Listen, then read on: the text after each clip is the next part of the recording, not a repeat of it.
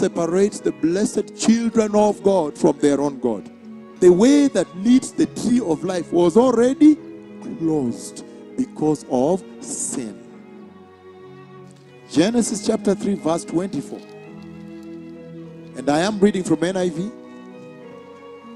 After he drove the men out, he placed on the east side of the Garden of Eden cherubim of glory and a flaming sword flashing back and forth to guard the way to the tree of life. If I were you and I meet where it's written, the way to the tree of life, I would underline that.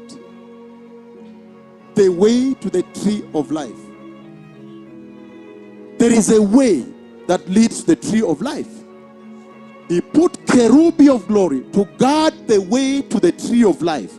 Look at the kind of glory and heaven and eternity God had brought down here. You can now see what sin can do. The consequences of sin. The cost of sin. Because in his first blueprint, in the blueprint of creation, there was no death factored in. Hatukuwa na kifo ndani ya hilo hisabu, in that calculus. When he created man, he did not put in death in that equation. If man was to walk with him, obedient, obeying him, loving him, righteous, holy, there would be no death, no sadness, no mortuaries, no disease, no sickness. How powerful!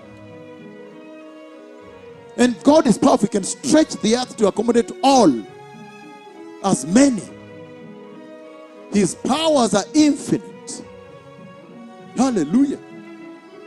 And that's why I'm saying, now you see that the way that leads the tree of life was already closed because of sin. It was closed because of sin.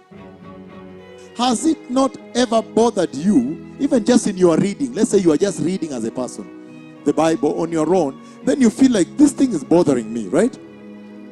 Because you find him saying, let us run and block the way. Man has now fallen. Let us run and block the way that leads the tree of life, lest they go in there with a fallen sin and take from the leaves and eat and live forever. Has it ever bothered you that, wow, does it mean if they ate from the leaves of the tree of life with their sin, they could have lived sinful eternally without dying? Now, I want to move stepwise, because when he engaged now, he went ahead and he engaged with them. He went to Adam and Eve. In fact, look at this now. He makes steps. He makes steps. Qua, qua, qua. So Adam and Eve, they hear God walking in the garden in the cool of the day. Meaning God used to walk with man. The way Enoch walked with God and never saw death. How powerful that was. Hallelujah. We would be walking with God and never see death. These things of disease, cancer, what would not be here. There will be no evil. Nobody, you would not fear that someone going to steal water. You would leave everything there. He goes to them and he asks, Adam, where are you? God that sees everything everywhere, omnipresent, he is now asking as though he seeth not. That is amazing, right? Adam, where are you? He's asking as though, no, I don't see. And yet he sees everything even under the soil. Ask me, I will share with you quite a bit about the Lord. And I said, that kind of asking was reminiscent of the Lord, who is saying that, well, the one I see now hiding under that tree, and the snake is next to him coiled with a tongue like this. The snake's eyes are open now, wondering what is next. He said, that one is not my son. So you could tell kind of a denial. He said, that's not the one I created. No, not that one. Not that one. I'm looking for my own son, the one I love so much. So much, so much. And gave him, in fact, I devolved power. Devolution. He's asking as though he cannot see, and yet he could see exactly where they're hiding.